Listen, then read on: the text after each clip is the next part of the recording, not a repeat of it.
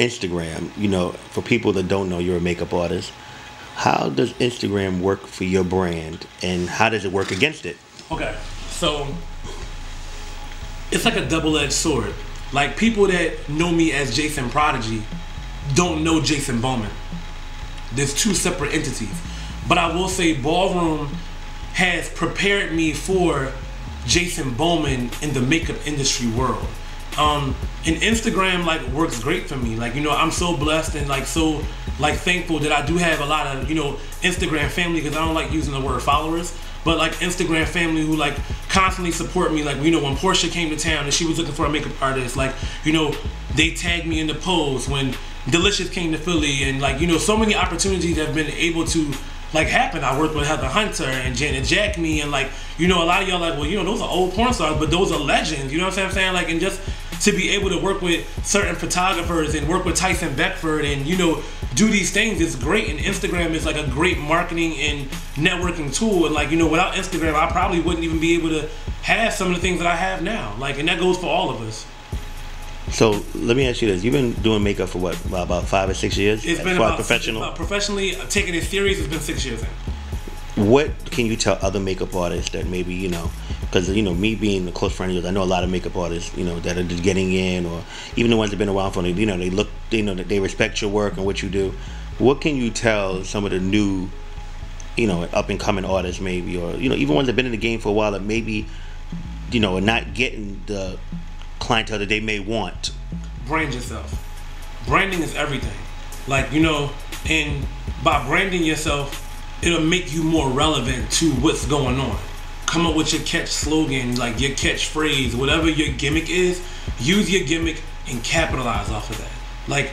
And again, if you're not a great artist in the beginning, keep working at it. Be hungry. When I tell you I'm 368, 27 hours a day, 9 days a week makeup. I can be asleep at a ball, at a club. If somebody call me that they need some makeup, I'm going to go do it. My hunger to be successful is crazy. My drive is just crazy. And I know y'all probably well, how did you collide both worlds? It was just in Ballroom.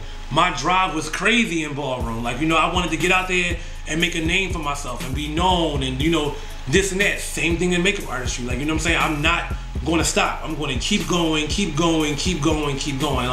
All I can tell y'all is don't give up and keep going. Also, shout out to some of the younger makeup artists that are coming out there in Ballroom.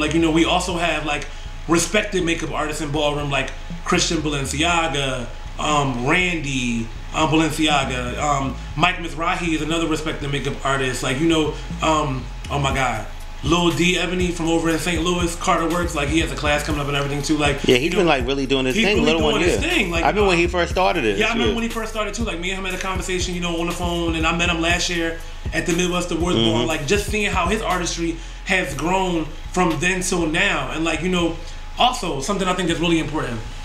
I was blessed to say Christian is my sister, but Christian is somebody that I could always call and be like, hey, yo, Christian, I don't know XYZ about this. What do you recommend? I'm working at Mac now. What do you think about this and that? Don't be afraid to pass off some information. At the end of the day, it's enough zeros out here for all of us. It's good to network, to pass it on to other people, right? Yeah, you do the network and you pass it on to other people, because at the end of the day, you'll keep getting blessings by passing it off to other people. You can't keep it all to yourself.